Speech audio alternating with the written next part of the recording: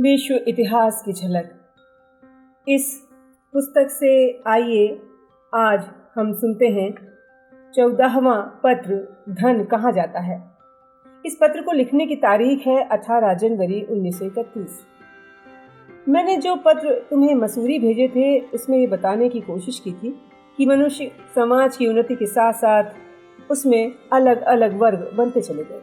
शुरू में मनुष्य को भोजन सामग्री तलाश करने में बड़ी मुसीबत थी।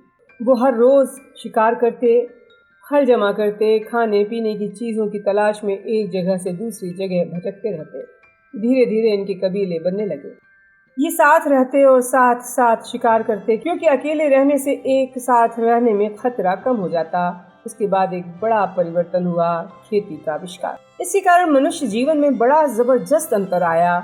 लोगों को हमेशा शिकार करते रहने की बजाय जमीन पर खेती करके खाने का सामान पैदा कर लेना ज्यादा आसान मालूम हुआ।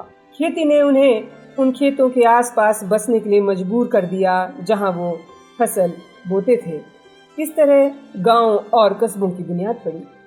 खेती की वजह से और भी परिवर्तन हुए। खेती से पैदा हुआ अनाज तुरंत की जरूरत से कहीं ज्यादा होता था, इसलिए बचा हुआ अनाज जमा किया जाने लगा। एक वर्ग ने खेतों पर खेतीबाड़ी और मजदूरी करने का काम लिया, तो दूसरे ने प्रबंध और संगठन का काम अपने जिम्मे ले लिया। प्रबंध करने वाले संगठनकर्ता लोग धीरे धीरे शक्तिशाली हो गए। कुलपति, राजा, शासक और सरदार बन बैठे। उनके हाथों में शक्ति आ गई। वे बाकी बचे हुए या फालतू अनाज में से अधिकतर हिस्सा अपने पास रखने लगे। तुम देखोगी कि खेती के आने से मनुष्य के जीवन में बहुत बड़ा फर्क आ गया। भोजन प्राप्ति के साधनों में तरक्की करके और उसका पाना आसान बनाकर खेती ने समाज की बुनियाद ही बदल दी। लोगों को उसकी वजह से फुर्सत मिलने लगी। अनेक वर्ग पैदा हो गए, पर चूंकि सब अन्न उपजाने में नहीं लगे रहते थे, इसलिए लोग दूसरे काम करने लगे। अनेक प्रकार की दस्तकारियां पैदा हो गई। नए नए पेशे बन गए, लेकिन शक्ति फिर भी संगठन करने वाले वर्ग के हाथ में ही रही। बाद के जमानों के इतिहास में तुम्हें ये बात भी मिलेगी कि खाद्य पदार्थ और दूसरी जरूरी चीजें पैदा करने के नए तरीकों ने कितने बड़े क्रांतिकारी परिवर्तन किए। एक उदाहरण देता हूँ। जब कारखानों, रेलों और जहाजों को चलाने में भाप का इस्तेमाल होने लगा, तो पैदावार और वितरण के तरीकों में भी बहुत बड़ा फर्क आ गया। भाप के कारखानों में चीजें इतनी तेजी से बन सकती हैं कि कारीगर या दस्तकार अपने हाथों से या सादा औजारों से उसकी बराबरी नहीं कर सकते। रेलों और भाप के जहाज़ों से अनाज और कारखानों में बनी हुई चीज़ों को दूर देशों तक जल्दी पहुंचाने में मदद मिलती है। तुम कल्पना कर सकती हो इसकी वजह से दुनिया में कितना बड़ा परिवर्तन हुआ होगा। खाने की और दूसरी चीज़ें पैदा करने के नए और तेज तरीके इतिहास में समय समय पर इजाद होते रहे। इससे तुम्हें ये लगेगा कि अगर पैदावार के लिए अच्छे अच्छे तरीके काम में लाए जाते तो माल भी उतना ही ज़्यादा पैदा होता। दुनिया में धन बढ़ेगा तो हर एक आदमी का हिस्सा भी बढ़ जाएगा। तुम्हारा ये ख्याल एक हद तक ठीक है और कुछ हद तक गलत। पैदावार के बढ़िया तरीकों ने संसार की दौलत ज़रूर बढ़ा दी, लेकिन सवाल ये है कि दौलत बढ़ी तो संसार के किस हिस्से में। हमारे देश में अभी भी काफ़ी गरीबी और मुसीबत ही है, लेकिन इंग्लैंड जैसे धनवान देशों का भी यही हाल है। इसकी क्या वजह है? दौलत कहाँ जाती है? दौलत दिन पर दिन पैदा की जाती है, लेकिन गरीब गरीब ही बना हुआ है। कुछ देशों में इन गरीब लोगों ने उन्नति की है, लेकिन जो नई दौलत पैदा हो रही है उसके मुकाबले में ये ना कुछ के बराबर है। ये दौलत उन लोगों के पास जाती है जो आमतौर पर प्रबंधकर्ता या संगठनकर्ता होने के नाते इस बात का पूरा ख्याल करते हैं कि हर एक अच्छी चीज़ का बड़ा हिस्सा इनके पल्ले पड़े।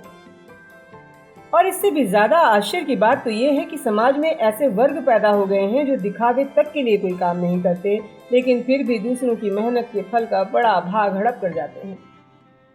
इस मानसिकता ने हमारी दुनिया की दशा उलट पुलट कर दी है। क्या ताजुब है कि खेत में मेहनत करने वाले किसान और कारखाने में मजदूरी करने वाला मजदूर गरीब है। हालांकि दुनिया भर के खाद्य पदार्थ और संपत्ति यही लोग पैदा करते हैं। हम अपने देश की आज़ादी की बातें करते हैं, लेकिन जब तक हम इस उल्टे पलटेपन का अंत नहीं करते और मेहनत करने वालों को उनकी मेहनत का फल नहीं दे पाते, तो इस आज़ादी की कीमत क्या होगी? राजनीति और शासन कला पर, अर्थशास्त्र और राष्ट्रीय संपत्ति के बंटवारे पर बड़ी मोटी मोटी पुस्तकें लिखी गई हैं। विद्वान प्रोफेसर इन विषयों पर व्याख्यान देते हैं।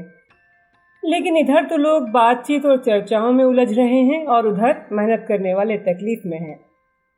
200 वर्ष हुए वोल्टेयर नाम के एक प्रसिद्ध फ्रांसीसी ने राजनीतिकों और इसी तरह के दूसरे लोगों के बारे में कहा था, इन लोगों ने अपनी सुंदर राजनीति में ये कला खोज निकाली है कि जो लोग जमीन जोत कर दूसरों को जिंदा रखने का साधन पैदा करते हैं, उन्हें भूखों मार दिया जाए।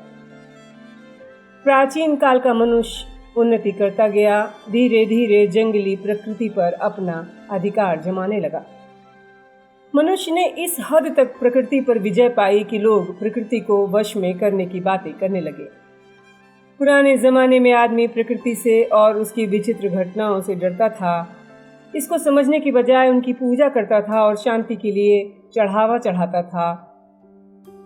बादल की गरज, बिजली की कड़कड़ाहट और महामारियां उन्हें भयभीत कर देती थीं और वो समझते थे कि यह उत्पात सिर्फ पूजा से रुक सकता है। चंद्र ग्रहण और सूर्य ग्रहण उन्हें भयंकर आफत लगती थी। ये समझने की कोशिश करने की बजाय कि ये एक सीधी सादी प्राकृतिक घटना है, वो लोग फिजूल परेशान होते थे। सूर्य और चंद्रमा की रक्षा के लिए उपवास और स्नान करते थे, लेकिन सूरज और चांद अपनी रक्षा करने में समर्थ हैं। हमने सभ्यता और संस्कृति की उन्नति की बहुत चर्चा की है और देखा है कि इसकी शुरुआत उस समय से हुई जब लोग गांव और कस्बों में रहने के लिए बस गए थे।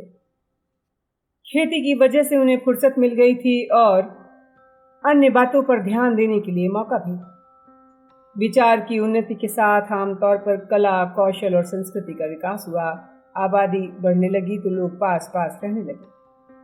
जब लोग पास पास रहते थे तो उन्हें एक दूसरे का लिहाज करना पड़ता था। ये ज़रूरी हो गया था कि वो कोई ऐसी बात न करें जो उनके साथियों या पड़ोसियों को बुरी लगे, वरना सामाजिक जीवन असंभव हो जाता। संस्कृति और सभ्यता की परिभाषा मुश्किल है, इसे परिभाषा में ढालने की कोशिश मैं नहीं करूँगा, लेकिन संस्कृति की परिभाषा के भीतर आने वाली बातों में अपने ऊपर संयम और दूसरों की सुविधा का ख्याल रखना एक निस्संदेह बात है। अगर किसी आदमी में संयम नहीं पाया जाता और वो दूसरों की सुविधा का कोई ख्याल नहीं कर सकता, तो हम निश्चय पूर्वक ये कह सकते हैं कि वो आदमी असंस्कृत है।